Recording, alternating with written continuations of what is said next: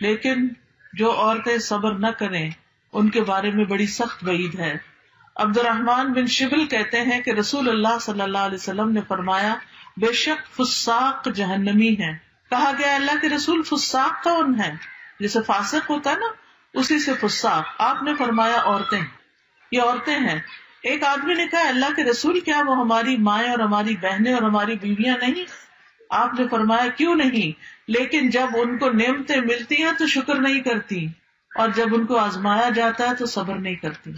یعنی مردوں کے مقابلے میں عورتوں کے اندر صبر کی صفت کم پائی جاتی. اس لیے ہمیں اور زیادہ ایفرٹ لگانے کی ضرورت ہے کہ ہم صابر و شاکر بن جائیں.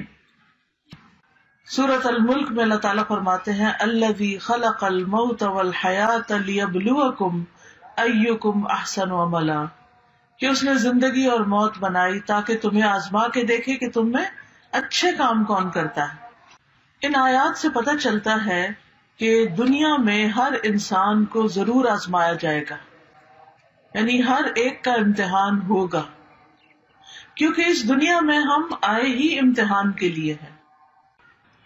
تو ہم بات یہ کر رہے تھے کہ اللہ تعالیٰ نے چونکہ امتحان کے لیے پیدا کیا ہے اس لیے کبھی بھوک، کبھی مال، کبھی جان، کبھی پھل، کبھی فصلوں کی کمی، ان کے ساتھ انسان کا امتحان ہوتا رہتا ہے. کوئی نہ کوئی چیز زندگی میں مسئلہ کھڑا ہی رکھتی ہے. ایک مسئلے سے نکلتے ہیں ایک اور میں پھنس جاتے ہیں، ایک سے نکلتے ہیں ایک اور میں پھنس جاتے ہیں.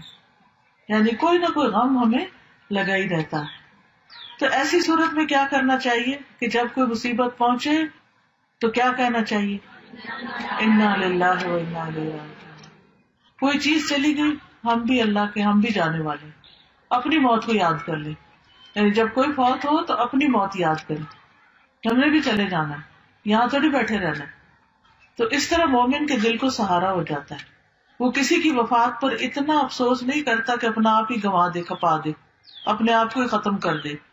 ایسا نہیں ہوتا، بلکہ وہ کیا کرتا ہے کہ صبر کرتا ہے. تو یاد رکھیے کہ کوئی بھی مصیبت اللہ کے اذن کے بغیر نہیں آتی. قرآن مجید میں آتا ہے وما اصاب من مصیبت الا باذن اللہ. کوئی مصیبت نہیں آتی مگر اللہ کی اجازت سے آتی.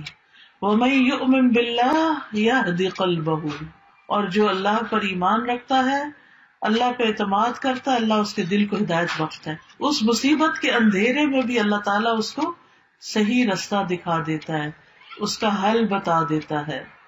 اور یہ بھی یاد رکھیے کہ یہ جو مصیبتیں وغیرہ ہیں یہ اللہ کے اذن سے جب آتی ہیں، اگر اللہ نہ چاہے تو آ بھی نہیں سکتی.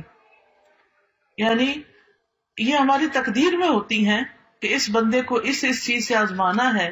اور اگر کوئی چیز ہماری تقدیر میں نہیں تو ڈرنے کی بھی ضرورت نہیں.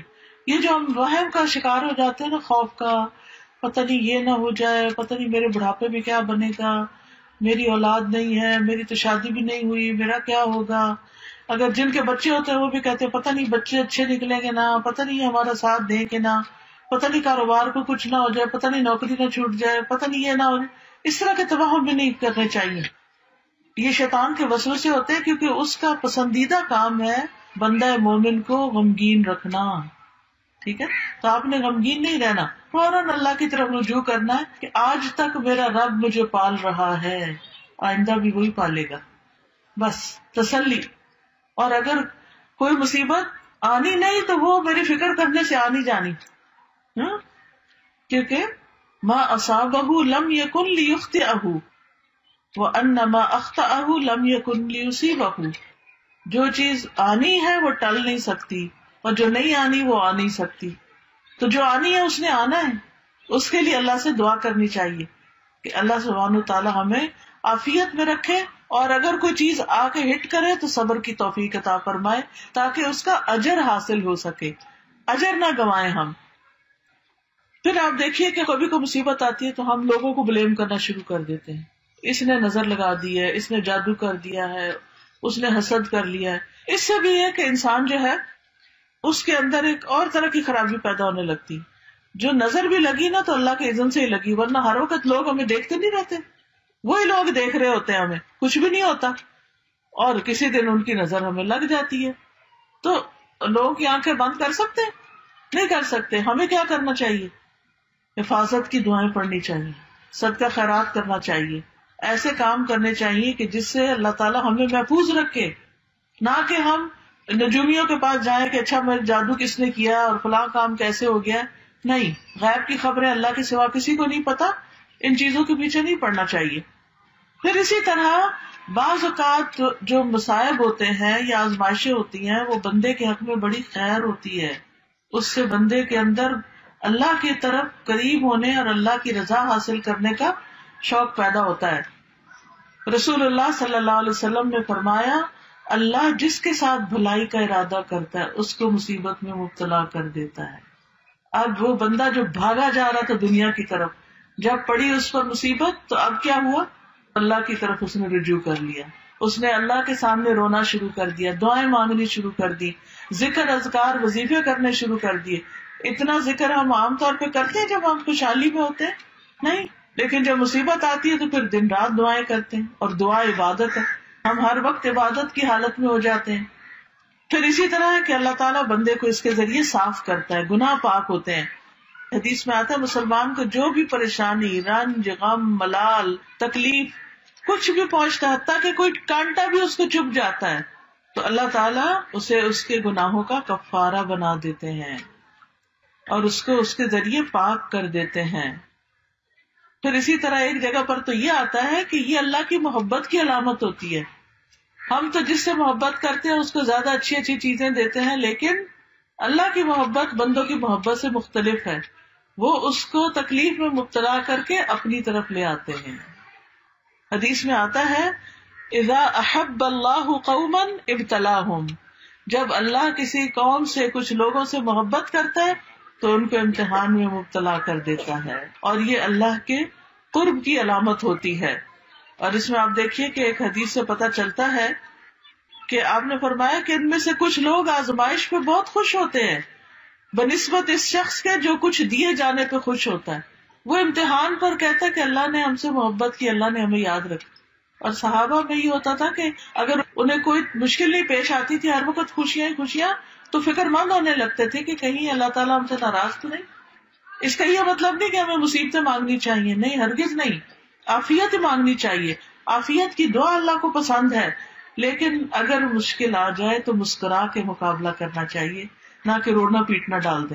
اس موقع پر صبر کرنا چاہیے. صبر کیا ہے؟ کسی مصیبت کو اچھے انداز میں ٹیکل کرنا، اچھے انداز میں اس کا مقابلہ کرنا. ابن تیمیہ کہتے ہیں کہ اللہ نے اپنی کتاب میں 90 سے زیادہ جگہ پر صبر کا ذکر فرمایا، 90 سے زیادہ جگہوں پر، اور 2 جگہ تو اللہ تعالیٰ نے اس کو صبر اور نماز کو ساتھ ساتھ بیان کیا ہے. وَاسْتَعِینُوا بِالصَّبْرِ وَالصَّلَاةِ، صبر انبیاء کی صفت ہے. پھر اسی طرح قرآن مجید میں صبر کرنے والوں کی تعریف کی گئی ہے. وَالصَّابِرِينَ فِي الْبَأْسَاءِ وَالضَّرَّاءِ وَحِينَ الْبَأْسِ أُولَئِكَ الَّذِينَ صَدَقُوا وَأُولَئِكَ هُمُ الْمُتَّقُونَ، اور خصوصاً جو تنگ دستی اور تکلیف میں اور لڑائی کے وقت صبر کرنے والے ہیں، یہی لوگ ہیں جنہوں نے سچ کہا اور یہی بچنے والے ہیں. یعنی جو مصیبتوں کے وقت صبر کریں وہی متقی لوگ ہیں، وہی اصل میں پرہیزگار لوگ ہیں. ہم سمجھتے ہیں صرف نماز روزہ کر لینے سے انسان پرہیزگار بن جاتا ہے، وہ ایک حصہ ہے، لیکن جب صبر کرتا ہے تو اس کے تقویٰ کا پتہ چلتا ہے. کیونکہ عام حالات میں نہیں پتہ چلتا کہ کون شخص کتنا نیک ہے، لیکن جب اس پہ کوئی مشکل آتی ہے اور اس وقت وہ کس طرح ریئیکٹ کرتا ہے، اس سے پتہ چلتا ہے کہ اس کے اندر کتنا صبر ہے اور کتنا یہ اچھا انسان ہے. دیکھیں اچھے حالات میں تو سارے ہی اچھے ہوتے ہیں، کیسے فرق پتہ چلے گا؟ جب کوئی آپ کو لطیفے سنا رہا ہوگا تو آپ سبھی ہنس رہے ہوں گے، لیکن وہ شخص جو تکلیف کے وقت مسکرا دے، اللہ کی تعریف بیان کر دے، اللہ کی تقدیر پہ راضی ہو جائے، اللہ اس کے دل کو ٹھنڈک عطا فرما دیتا ہے. پھر اسی طرح آپ دیکھیں کہ نبی صلی اللہ علیہ وسلم کو بھی صبر کرنے کا حکم دیا گیا، پھر لوگوں کو بھی حکم دیا گیا وَجَعَلْنَا بَعْضَكُمْ لِبَعْضٍ فِتْنَةً أَتَصْبِرُونَ وَكَانَ رَبُّكَ بَصِيرًا، اور ہم نے تمہارے بعض کو بعض کے لیے آزمائش بنا دیا. یعنی انسان انسانوں کے لیے ایک امتحان ہے. کس طرح؟ بعض لوگوں کی عادت ہوتی ہے دوسروں کو ٹیز کرتے رہنا، تانے دینا، بعض کی عادت ہوتی ہے بڑا غصہ کرنا. اب وہ کیا ہے؟ انسان کے لیے ایک امتحان ہے. یعنی دوسرے آس پاس کے لوگ جو ہیں ان کے لیے وہ بندہ امتحان بن گیا. اب کیا کرنا ہے؟ صبر کرنا ہے. تو یہ جو ہے نا بندے بندوں کا امتحان بن جاتے ہیں، اس کو ہمیں سمجھنا چاہیے. کبھی ہمارے والدین ہی ہمارا امتحان ہو جاتے ہیں، وہی چھوٹی چھوٹی بات پر ہمیں ٹوکتے رہتے ہیں اور ہم پریشان رہتے ہیں کہ کریں تو کرے کیا. جواب دینے کی بھی اجازت نہیں اللہ نے دی، اور ڈانٹنے کی بھی اجازت نہیں دی، اور اونچی آواز سے بول کے سمجھا بھی نہیں سکتے. تو پھر کیا کرنا ہے؟ صبر کرنا ہے اور اچھا سلوک کرنا ہے تاکہ اللہ تعالیٰ ہم سے ناراض نہ ہو. پھر اسی طرح یہ ہے کہ افضل ایمان جو ہے صبر اور نرمی کرنا ہے. جنت میں داخلے کا ذریعہ ہے، نقصان سے بچنے کے لیے ضروری ہے صبر. والعصر ان الانسان لفی خسر الا الذین آمنوا وعملوا الصالحات وتواصوا بالحق وتواصوا بالصبر. صبر سب سے وسیع اور بہترین نعمت ہے.